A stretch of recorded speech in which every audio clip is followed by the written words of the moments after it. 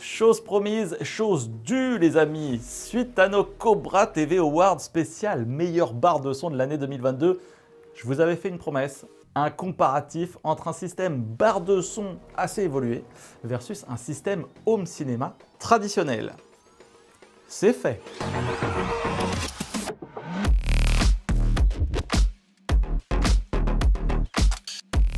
Alors, j'ai souhaité vous faire un truc cohérent avec des systèmes de même valeur et ça tombe bien puisque cette année, Sonos a upgradé son set home cinéma pour en faire le truc le plus balèze qui existe. En effet, ils ont sorti leur première enceinte immersive, la Era 300, qu'on a déjà testé sur la chaîne. Elle est compatible audio-spatial Dolby Atmos, elle est équipée de 6 haut-parleurs disposés tout autour de l'enceinte pour envoyer du son sur les côtés et le dessus. Et alors, cette Era 300, si vous en prenez deux, eh bien, elles peuvent être ajoutées en tant que satellite à un système barre de son de Sonos. Ce qui nous donne eh bien, le système le plus élaboré du marché. Et j'avais hâte, personnellement, de le tester. Donc voilà, donc on a pris la Max Sonos pour cette expérience. Sonos Arc, Sonos Sub Gen 3, 2 Era 300 pour l'arrière, pour un prix total. Alors si on prend en éléments séparés, de 2896 €, mais aussi vendu en pack au prix intéressant de 2209 €. À savoir qu'on s'est même permis une petite fantaisie. On a également essayé avec un deuxième caisson. En face, on a sorti le pack d'enceinte Triangle Borea, un pack redoutable les amis, et qui a d'ailleurs reçu une récompense EISA pour son rapport qualité-prix. Il est composé de deux colonnes BR08, une centrale BRC1 pour l'avant, deux bibliothèques BR02 pour l'arrière et un caisson Thales.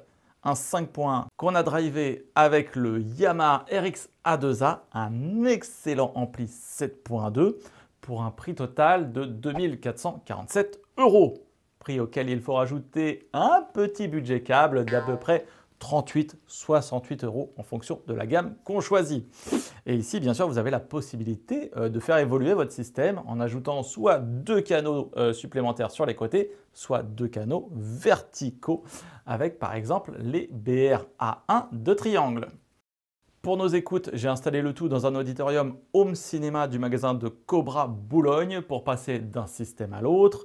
Ce qui permet évidemment à nos oreilles de bien capter toutes les subtiles différences. Enfin, en bonus, j'ai amené également la gagnante de notre concours Cobra TV Awards barre de son, la Q990C de Samsung. Alors, c'est la B qui a gagné, mais bon, on va dire que la C, c'est la même. Pour voir aussi ce qu'elle vaut dans tout ça. Pour ce comparatif, j'ai réuni un jury exceptionnel. Nikita, ingénieur du son des labos DxOMark, Martial, qui a déjà travaillé en studio et que vous pouvez retrouver dans les magasins Cobra, et Benji qui rigole.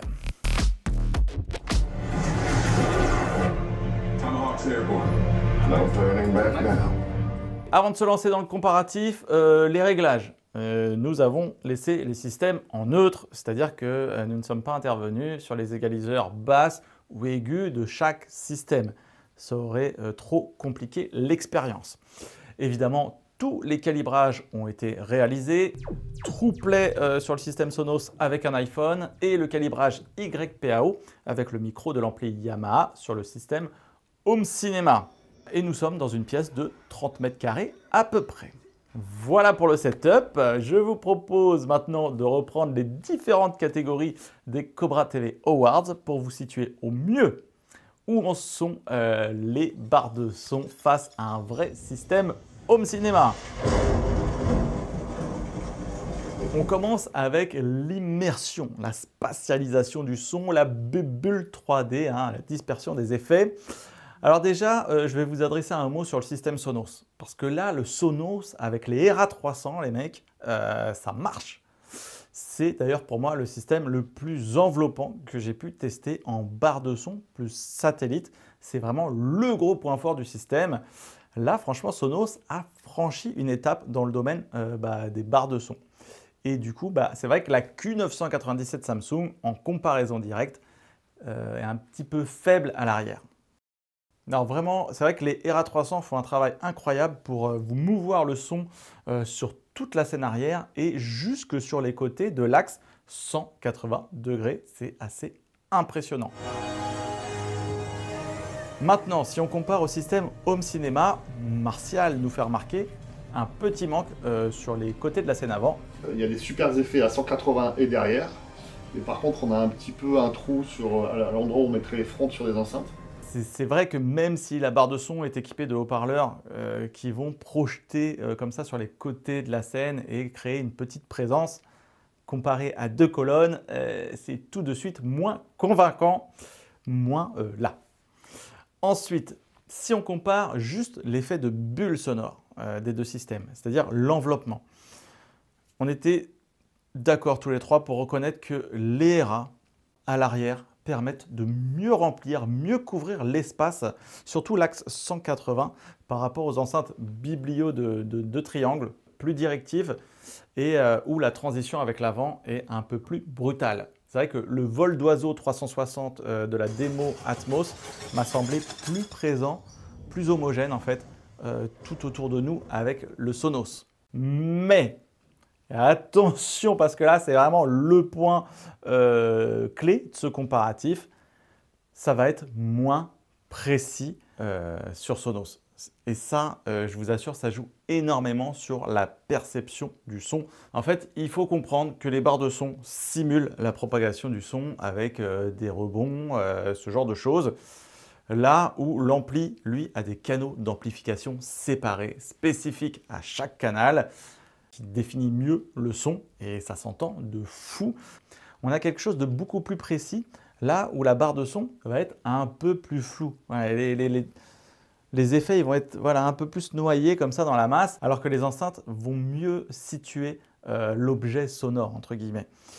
Donc voilà, sur le home cinéma, on a une meilleure compréhension du mix et des intentions en fait des créateurs du sound design. Et résultat, d'un point de vue sensation, on ressent plus de l'immersion et également de l'émotion. Ça fout le sourire en plus, c'est quand t'es content là quand tu vois. Ouais. C'est vivant, il y a de l'émotion, c'est large, il y a de la précision, c'est ouf.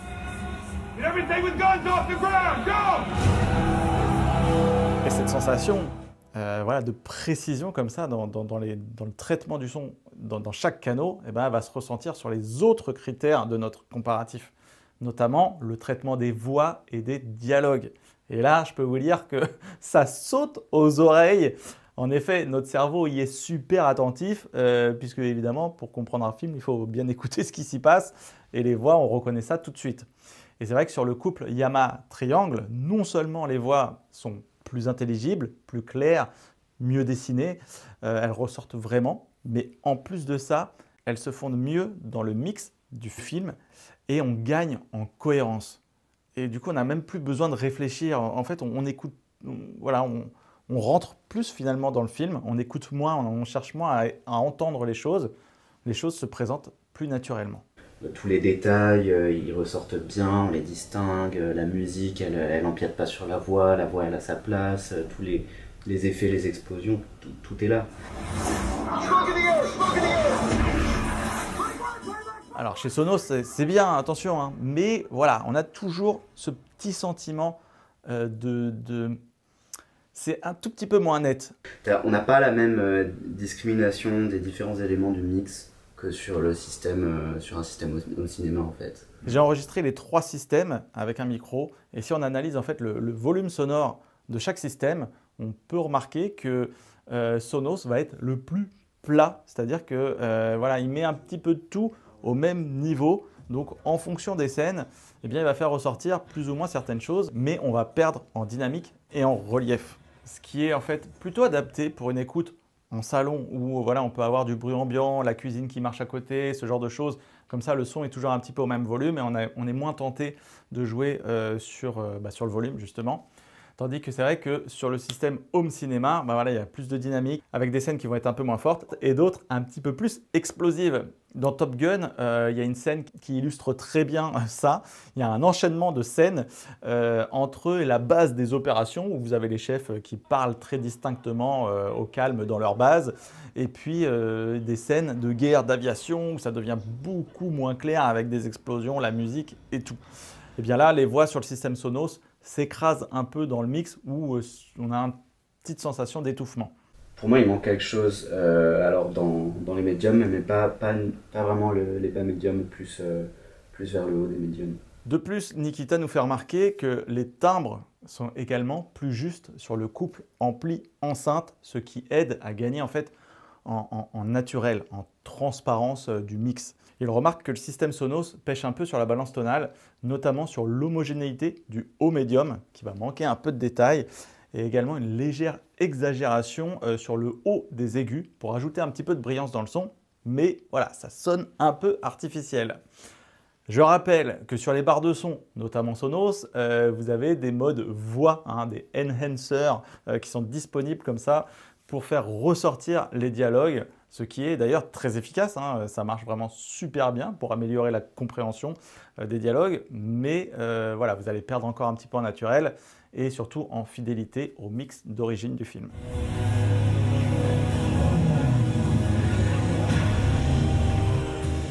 Côté musique, bon ben voilà, c'est toujours la même musique, j'ai envie de vous dire.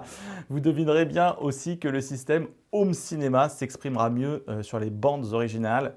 Plus de détails, plus d'ampleur, une restitution des musiques voilà, qui prend juste mieux aux tripes.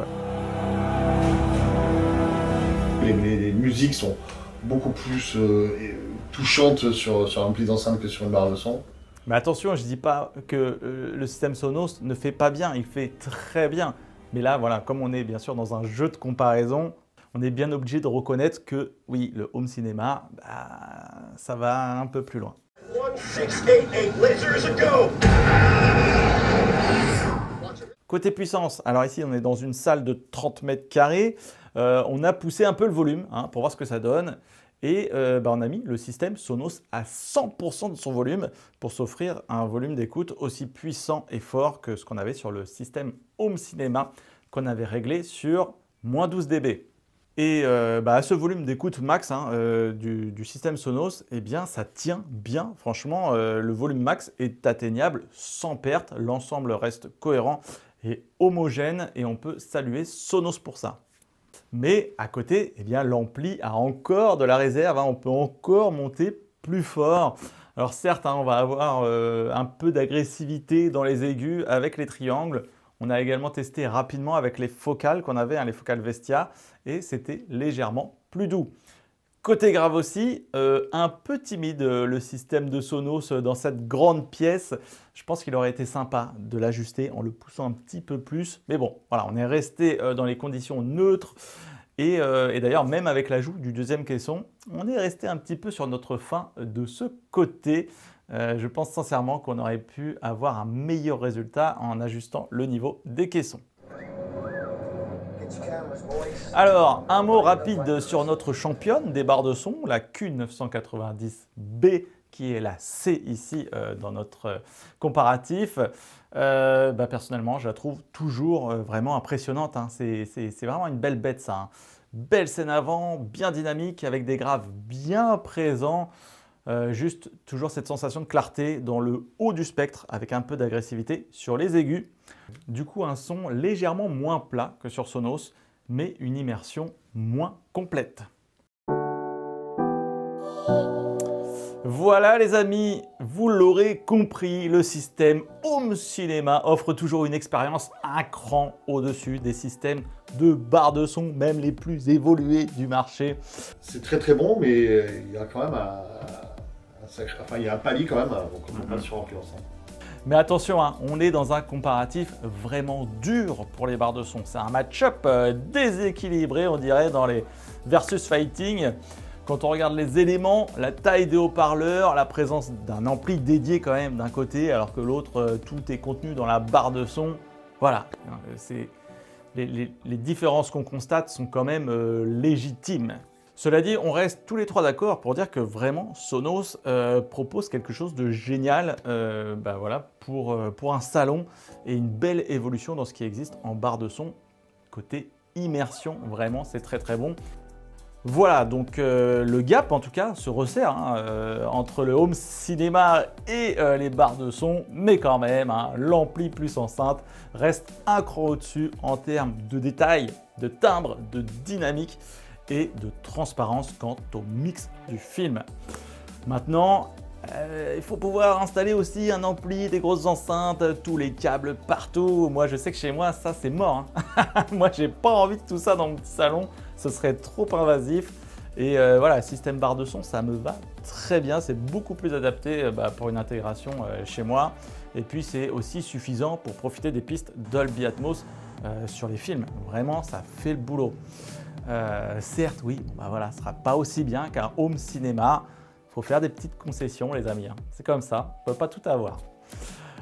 Sinon, côté home cinéma, alors imaginez aussi qu'on peut aller encore plus loin que ce qu'on avait là.